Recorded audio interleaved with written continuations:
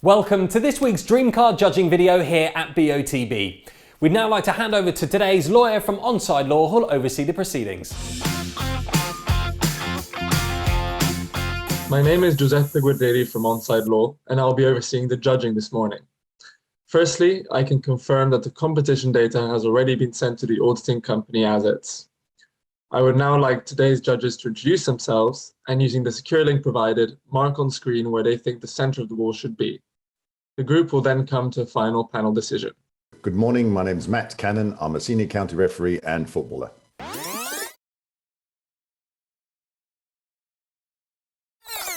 Good morning, my name's Andy Braithwaite and I'm a football referee, mentor and licensed observer.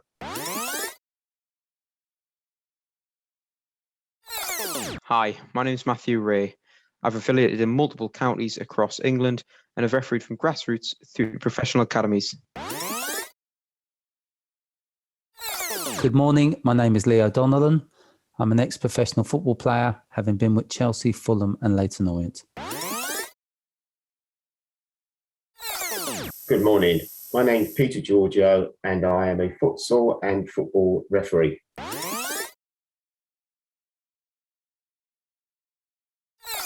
My name's Liam Walsh. I'm a retired referee, currently an FA observer and head coach for the Middlesex Referees Academy.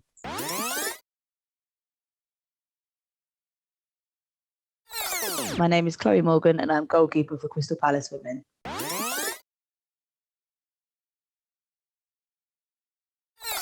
Good morning, my name is Alain Goma. I'm an ex-professional football player, having played for Paris Saint-Germain, Newcastle and Fulham.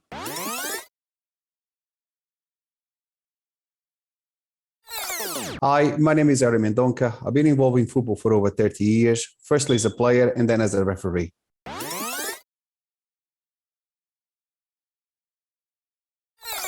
Hi, I'm Joe Thompson, ex-professional footballer and now your BBC radio presenter.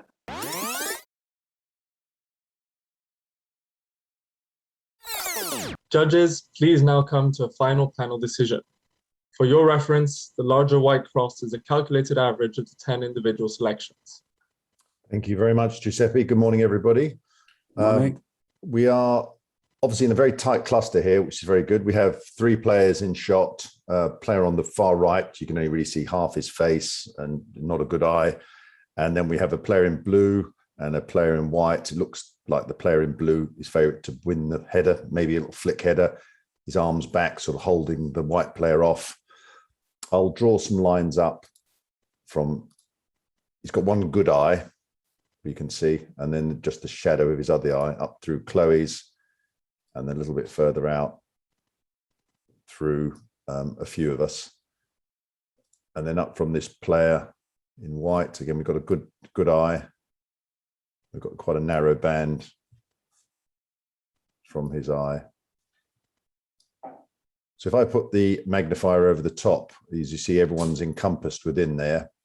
And Andy, I'll come to you first. Yours is the green cross. You're just ever so slightly below mine.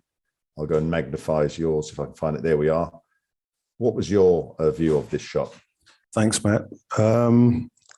Pretty much similar to what you just said there. The guy in blue and white appears to be fending him off. Yes, I think he's probably going to try and flick it on.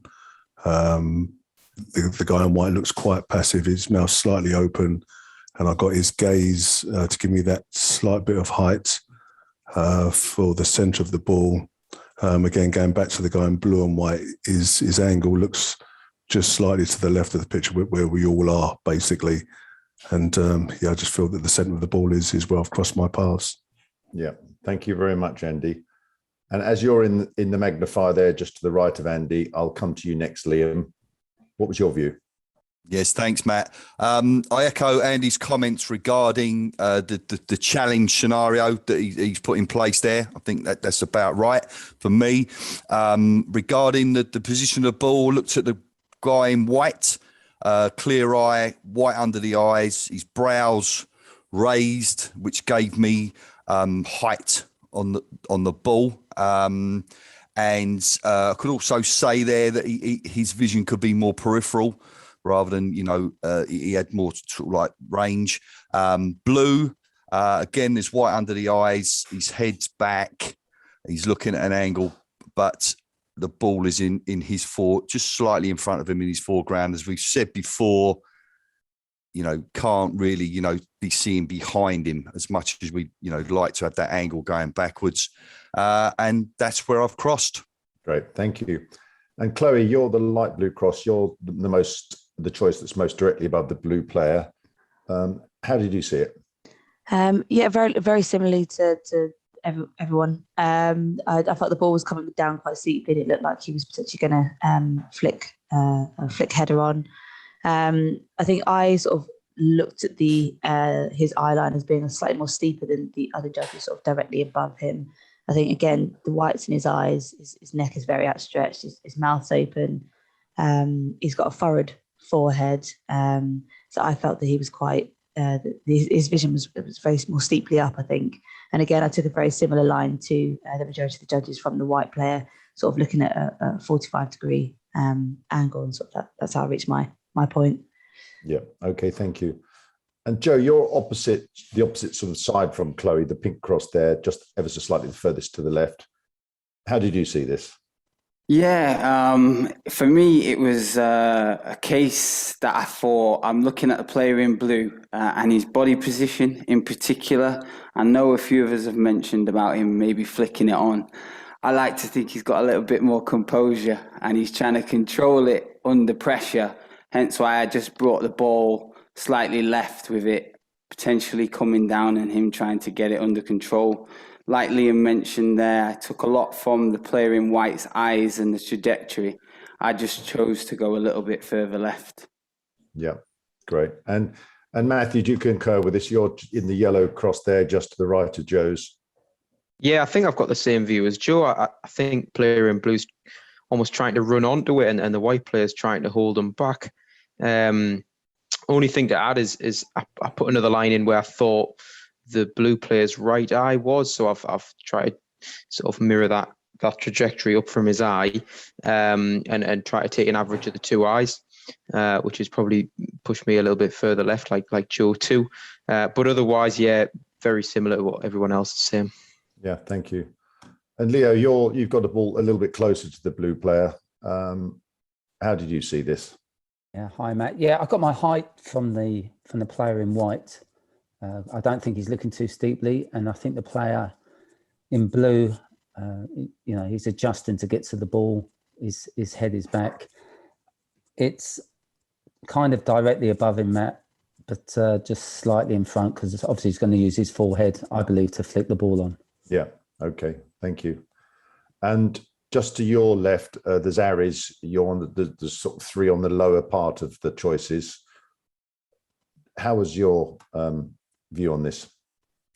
Thanks, Matt. Well, similar as the other colleagues, I felt that playing blue is just about to flick the ball and to try to control it properly a bit further ahead in the pitch. I used as well the white player in for the height, and I drew, and even though we cannot see his right eye from the player in light blue, I drew another line from there, and that's how I got to my position as well. Yeah, thank you. And just to your left, Arian, and just above you is Alain's. There, your dark pink cross area. Alain, do you agree? Yeah. No, I do agree, Matt. I think both players on the floor. The player in blue is coming towards the ball, and I think he's gonna flick it. The ball is not too far from him. I got my direction from this player. I think his head is tilted backwards, and you can see a bit of white at the bottom of his eye, so he's looking quite steeply. And I got the height from the player on the right in white. I think he was looking up diagonally. This is how I ended up with this position. Yeah, thank you. And lastly, Peter, you're right in the middle of everybody's. There's the orange cross. There you are.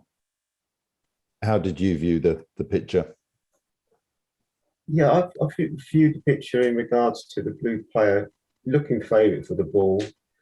Not too sure if the ball's coming across rather than dropping in. The player in white, I believe, looking at the blue player's arm, I think the white player is hugging his arm, pulling him down, or preventing him from jumping, I should say. And so I've got the height from his angle of his head and his eye line. And again, I wasn't too sure if it was coming in or being coming across. And I think the player in white maybe for the ball. But what I've done is use the eyes, obviously for the big player in blue, looking fairly steeply, but slightly to, as you look at the picture, to the left. And then the intersection from the player in white, his eyes, that's where I put the centre of the ball. Yeah, thank you. So we've got a few different opinions about what's happening.